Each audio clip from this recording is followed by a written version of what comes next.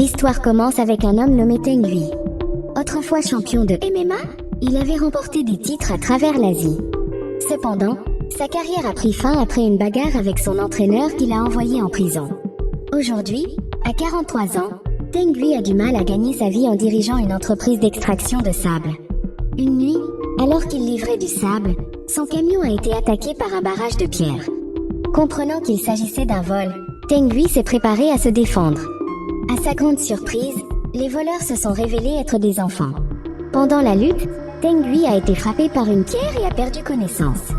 Le lendemain, après avoir reçu des soins à l'hôpital, Wang Feng, l'ami et chef de projet de Teng Hui, l'a informé que les ouvriers menaçaient de faire grève. Ils n'avaient pas été payés depuis 6 mois, et les commandes de sable se faisaient de plus en plus rares. Si la situation continuait, l'entreprise ferait faillite. Pour sauver son entreprise, Teng Hui a décidé de demander de l'aide à son vieil ami, Jing Fu, pour emprunter de l'argent. Jing Fu, devenu propriétaire d'une usine prospère, a écouté les difficultés de Teng Hui pendant qu'ils fumaient ensemble. Jing Fu a alors proposé de lui prêter de l'argent, mais à une condition. Il s'associerait pour ouvrir un club de formation en MMA. Jing Fu a expliqué que l'industrie du sport était en plein essor et a promis qu'un investissement dans ce domaine serait très rentable. Teng Hui s'occuperait du recrutement et de la formation des élèves, tandis que Jing Fu gérerait le financement. Désespéré, Teng Hui a accepté. Le lendemain matin, alors que Teng Hui s'occupait des paiements de ses employés à l'entrepôt de sable, Wang Feng est arrivé avec un groupe d'élèves potentiels, comme demandé. En voyant ce groupe d'enfants timides, Teng Hui a été choqué. Néanmoins, il a rapidement élaboré un plan.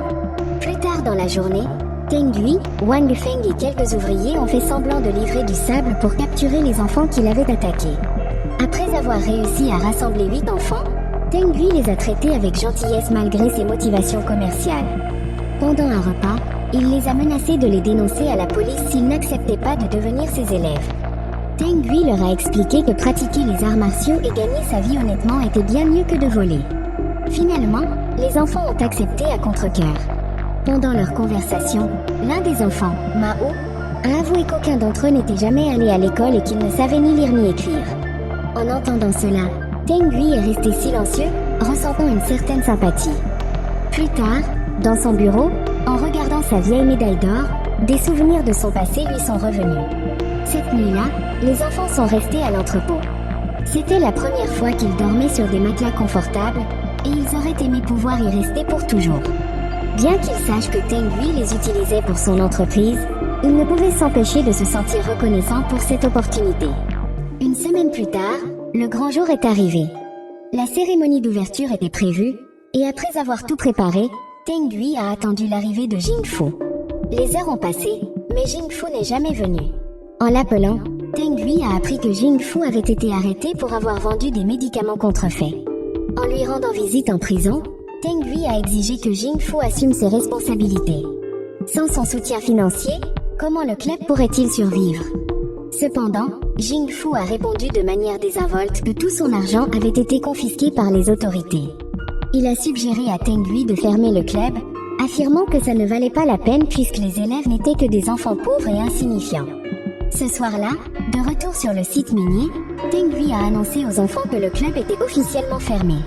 Choqué et bouleversé, l'un des enfants, Sumu, a supplié de rester et de continuer à apprendre les arts martiaux. Sumu a même promis de se tenir à carreau. Cependant, le cœur lourd, Teng Hui a été obligé de tous les renvoyer. Peu après, alors qu'il nettoyait, un autre propriétaire de mine est arrivé et a informé Teng Hui qu'un groupe d'enfants avait volé sa zone d'extraction. Au début, Teng Hui a fait semblant de ne rien savoir, mais les enfants avaient prétendu être ses élèves pendant le vol. Stupéfait, Teng Hui n'a pas pu se défendre et a été battu jusqu'à perdre connaissance. Pour couronner le tout, son stock de sable a été confisqué en guise de compensation. Le lendemain, Teng Hui a décidé de ramener les enfants à leur famille. Près de chez eux, Mao et Sumu ont fini le chemin à pied tandis que Wang Feng et les autres attendaient dans le camion.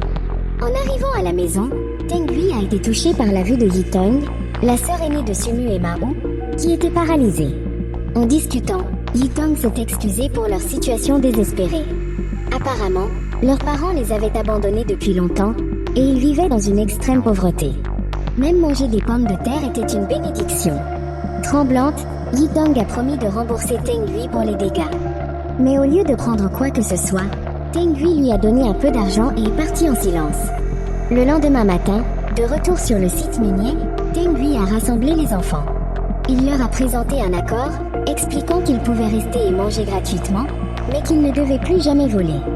Ils devaient également s'engager à suivre un entraînement rigoureux en arts martiaux pour gagner leur vie honnêtement. Sans hésiter, les enfants ont apposé leurs empreintes digitales sur l'accord avec enthousiasme. Cet après-midi-là, Teng Gui a rendu visite à un vieil ami, Ang Li, dans son bar. Autour d'une cigarette, Teng Gui a proposé un partenariat. Comme le bar d'Ang Li traversait des difficultés, Teng Gui a suggéré d'organiser des combats de MMA simulés pour divertir les clients sans que personne ne se blesse. Confiant dans la capacité de ses élèves à offrir un bon spectacle, Teng Gui a convaincu Ang Li d'accepter l'idée. Le lendemain, après l'entraînement, Teng Gui a montré aux enfants une vidéo de combattants professionnels de MMA et leur a expliqué que leur match serait similaire, mais simulé. Pour démontrer, il a demandé à 2 enfants de venir et de simuler un combat. Cependant, leur jeu d'acteur était médiocre, alors Teng Gui a donné un coup de pied à Mao pour illustrer la bonne expression. Alors que Mao grinçait de douleur, Teng Gui a dit aux autres d'imiter sa réaction. Il a expliqué que jouer ne se résumait pas à des coups de poing et de pied, il fallait aussi maîtriser les expressions. Quelques jours plus tard, après plus d'entraînement, Teng Gui a emmené les enfants au bar d'Ang Li. Ce soir-là, Mao et Sumu devaient se produire. Cependant, leurs mouvements semblaient raides et faux, laissant le public déçu. Frustré, Teng Gui leur a crié de se battre sérieusement. Après le spectacle, Mao et Sumu étaient couverts de bleu et de bosses. Pendant qu'ils se faisaient masser, Sumu a avoué son rêve de devenir un vrai athlète comme Teng Gui. Sumu espérait gagner des championnats et voyager à travers le monde, imaginant emmener Yidong partout où elle le souhaitait. Sumu a demandé si un tel rêve pourrait un jour se réaliser. Pendant ce temps, Teng Gui est resté silencieux, perdu dans ses pensées. Le lendemain, pour remonter le moral des enfants, Teng Gui leur a acheté de nouvelles chaussures. Ils étaient ravis. Jour après jour, ils se sont entraînés et ont performé, gagnant en expérience et en confiance. Alors que le club d'arts martiaux gagnait en popularité, Teng Gui a reçu une offre pour se produire dans un bar prestigieux d'une grande ville. Sans hésiter, il a accepté. Une nuit, pendant une performance de Mao et Sumu, un groupe de fauteurs de troubles est arrivé. Ils ont ordonné d'arrêter le spectacle, affirmant qu'ils savaient que les combats étaient truqués. Quand Mao et Sumu ont essayé de résister, le gang les a encerclés. Pendant ce temps, entendant le tumulte, Teng Gui s'est précipité pour les aider. Coincés et en infériorité numérique, ils ont été sauvés juste à temps par Wang Feng, qui a distrait le gang assez longtemps pour qu'ils puissent s'échapper. À la suite de l'incident, Wang Feng et les membres du gang ont été arrêtés. Le lendemain, Teng Gui a rendu visite à Wang Feng en détention. S'excusant, Teng Gui a promis de tout faire pour le faire libérer. Il a également admis que leur combat simulé avait été exposé et que le business des spectacles de MMA était désormais fermé. Inquiet, Wang Feng a suggéré à Teng Gui d'entraîner les enfants pour en faire de vrais athlètes. Il a souligné que Mao et Sumu avaient un vrai potentiel, croyant que l'un d'eux pourrait même devenir champion. Cela a donné à Teng Gui beaucoup de matière à réflexion. Le lendemain, Teng Gui est retourné chez sa mère pour la première fois depuis des années.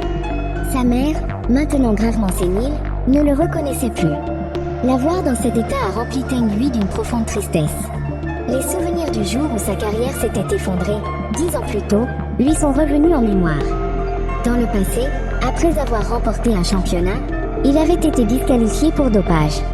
La mère de Teng Gui avait supplié les officiels de refaire le test, convaincu de son innocence, mais la décision était définitive. Furieux, Teng Gui avait accusé son entraîneur et l'avait attaqué, ce qui l'avait conduit en prison. Réfléchissant aux erreurs de son passé, Teng Gui a pleuré de regret et s'est excusé auprès de sa mère. Déterminé à se racheter, Teng Gui a décidé de consacrer le reste de sa vie à entraîner les enfants pour en faire des athlètes professionnels. La scène montre ensuite 10 ans plus tard, à l'aéroport, Teng Gui accueillant Mao et Sumu. Tous deux étaient maintenant adultes et participaient au championnat national de MMA. Pendant le trajet vers la maison, ils ont partagé avec enthousiasme des histoires sur leur match et comment ils avaient atteint les demi-finales. En écoutant leur parcours, Teng Gui a ressenti une profonde fierté. Quand ils sont arrivés au club, Teng Gui a été surpris de trouver de nombreuses familles pauvres suppliant que leurs enfants soient entraînés en arts martiaux. Heureux, Teng Gui les a accueillis. Malgré la croissance du club en une institution majeure, la plupart de ses élèves venaient de milieux défavorisés et Teng Hui ne facturait jamais de frais. Il offrait également des repas et un logement gratuit. Au-delà de l'entraînement en arts martiaux, il engageait des tuteurs pour s'assurer que les enfants puissent aussi poursuivre leur éducation.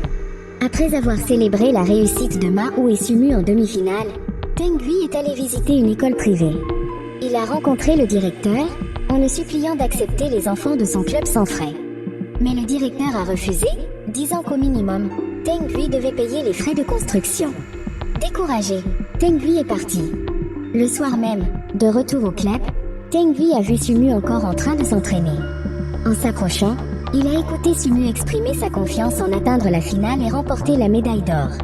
Sumu a ensuite remercié Teng Hui pour avoir changé sa vie. Profondément touché, Teng Hui a décidé de faire un entraînement avec Sumu, retrouvant ainsi le plaisir de s'entraîner après longtemps. Quelques jours plus tard, alors que les demi-finales allaient commencer, Teng Hui a reçu une mauvaise nouvelle. Une vieille vidéo de Mao et Sumu faisant des combats truqués quand ils étaient enfants était devenue virale sur YouTube. Le public était furieux, et les organisateurs ont dû retirer leur nom de la compétition. Désespéré, Teng Hui a rencontré le responsable du comité, en le suppliant de laisser ses élèves participer. Mais à cause de la réaction du public, le responsable n'a pas pu accepter. Il a donné à Teng Hui une carte de visite d'un autre club, suggérant que la seule façon pour ses élèves de concourir était de changer d'organisation. Le scandale autour de l'exploitation passée de Teng Hui sur des mineurs a continué à empirer, et les autorités ont finalement fermé son club pour enquête. Sans autre choix, Teng Hui a accepté la situation. Quelques jours plus tard, déterminé à donner une chance à ses élèves de gagner le championnat, Teng Hui est allé voir secrètement Xing Yu, le propriétaire d'un autre club. Xing Yu a assuré à Teng Hui qu'il entraînerait Mao et Sumu avec tout son cœur. Après avoir négocié, Teng Hui a accepté à contre-cœur de confier ses deux élèves talentueux à Xing Yu. Peu après, Teng Hui a emmené les enfants manger. Pendant le repas, Mao a exprimé sa gratitude, disant que même si le club avait fermé, peu importe ce qui arriverait, il serait toujours là pour Teng Hui. Pour eux, Teng Hui était comme un père. Mais au milieu de la conversation, Teng Hui a révélé qu'il avait déjà signé un contrat pour transférer Mao et Sumu dans un nouveau club. Quant aux autres enfants, ils étaient libres de rentrer chez eux. En entendant ça, Sumu a demandé pourquoi Teng Hui avait pris cette décision sans les consulter, en disant qu'ils avaient aussi le droit de choisir. Teng Hui, croyant agir pour leur bien, s'est énervé. Il a déclaré fermement que le club était officiellement dissous à partir de ce soir. Retenant sa tristesse, Teng Hui a dit aux enfants de partir et de ne plus jamais se montrer devant lui. Un an plus tard, Teng Hui avait monté une usine de soie. Une partie des profits de son entreprise était donnée pour soutenir l'éducation des enfants défavorisés, surtout ses anciens élèves.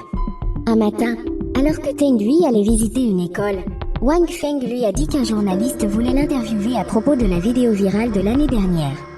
Teng Hui a refusé, en disant que c'était du passé et qu'il n'y avait plus rien à discuter. Pour lui, s'assurer que les enfants pauvres puissent aller à l'école et que son entreprise marche bien, c'était plus que suffisant. Cet après-midi-là, Teng Hui est allé voir Yitong chez elle. Grâce à son aide, Yitong vivait maintenant mieux. Elle a dit que Sumu envoyait souvent des lettres. Au début, Teng Hui était content de les lire, en sachant que son ancien élève était devenu un athlète accompli. Mais en remarquant que tous les timbres étaient identiques, il a réalisé que Sumu mentait. Curieux, Teng Hui a décidé d'aller à l'adresse sur les lettres pour le voir. En chemin, Teng Hui a eu un accident, en percutant une voiture devant lui qui s'était arrêtée brusquement. Confus, il a découvert que la voiture se faisait voler, et le voleur était Mao. Après l'avoir poursuivi, Teng Hui l'a confronté. Le cœur lourd, Mao a avoué qu'il était obligé de recommencer à voler. Depuis qu'il avait quitté le club de Teng Hui, lui et Sumu n'avaient plus d'avenir. Maintenant, Sumu était alité avec une grave blessure au genou, incapable de marcher. Pour payer son traitement, Mao s'était tourné vers le crime, peu importe les risques. En entendant ça, Teng Hui a eu le cœur brisé. Il s'est senti coupable et déçu. Le lendemain, Teng Hui est allé voir Sumu et a vu son état désastreux, allongé, impuissant, sur un matelas. Retenant ses larmes, Teng Hui a essayé de rester fort. Sumu, par contre, n'a pas pu contenir ses émotions et a pleuré de honte. D'une voix calme, Teng Hui lui a dit que Mao avait été arrêté la nuit dernière et était maintenant en prison. Submergé par l'émotion, Sumu a finalement tout raconté.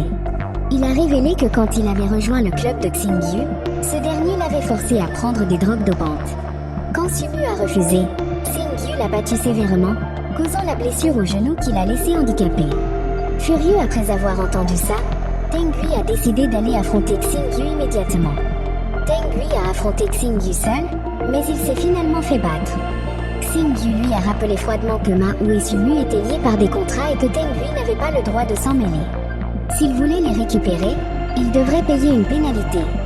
Avant de le jeter dehors, Xingyu a écrasé l'épaule de Tengui, la cassant net, tout comme il l'avait fait à Sumu. La semaine suivante, Tengui a accepté une invitation pour une interview télévisée. Pendant l'émission, le public l'a hué, le traitant de bon à rien.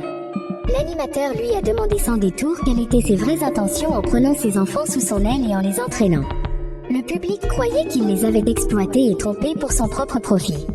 Tengui a admis qu'il les avait effectivement trompés, mais il a expliqué que c'était pour leur offrir un meilleur avenir, pour les empêcher de voler, et pour les aider à devenir des champions capables de remporter des médailles d'or. Il a demandé au public s'ils avaient déjà prêté attention à ces gamins des rues, toujours traités comme des parias. Personne ne les avait jamais aidés à aller à l'école ou même à manger. Ces mots ont fait taire le public, les plongeant dans une profonde réflexion. Pendant ce temps, à l'hôpital, Sumu, Wang Feng et Yitong regardaient l'interview avant l'opération du genou de Sumu. À ce moment-là, Sumu a éclaté en larmes. Les mots de Tengui résonnaient profondément, reflétant les cris silencieux de chaque enfant des rues.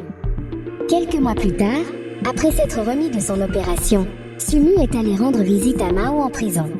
En voyant son frère marcher à nouveau, Mao a été fou de joie. Sumu lui a expliqué que grâce à l'interview de Tengui devenue virale, le public s'était mobilisé pour eux. Leur contrat avec le club avait été résilié, et les méfaits de Xingyu, y compris le fait de forcer les élèves à se doper, avaient été exposés, entraînant la fermeture du club. Maintenant, ils étaient complètement libres et pouvaient retourner auprès de Tengui comme avant. Submergé par l'émotion, Mao, les larmes aux yeux, a supplié Sumu de prouver à Tengui qu'ils pouvaient devenir des champions et lui faire honneur.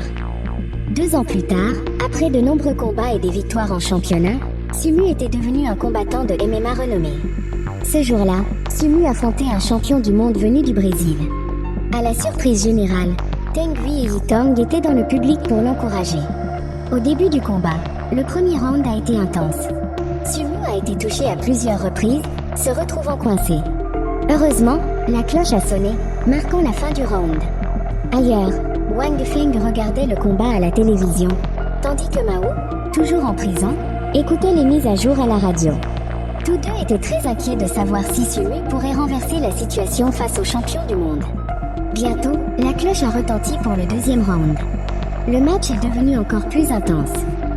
Une fois de plus, Sumu s'est retrouvé sur la défensive, coincé par les attaques incessantes de son adversaire. Alors qu'il était sur le point d'abandonner, Sumu s'est souvenu des moments où Tengui l'entraînait, le poussant à tenir bon et à contre-attaquer. Avec seulement 30 secondes restantes dans le round, Sumu a réussi à se libérer de l'emprise de son adversaire. Rassemblant toute sa force, Sumu a lancé une contre-attaque, assénant une série de coups puissants. À la fin, Sumu a remporté la victoire par KO. Depuis les gradins, Tengui regardait avec une immense fierté. Le gamin des rues qui n'avait aucun avenir était maintenant un champion du monde. Silencieusement, Tengui a quitté le stade, sortant pour profiter d'un cigare bien mérité. La leçon morale de l'histoire, voler peut te donner un repas rapide, mais les arts martiaux t'apprendront à botter le cul de la vie au lieu de lancer des cailloux sur des camions. Et rappelle-toi, même les combats truqués peuvent mener à une vraie gloire ou à de vrais ennuis.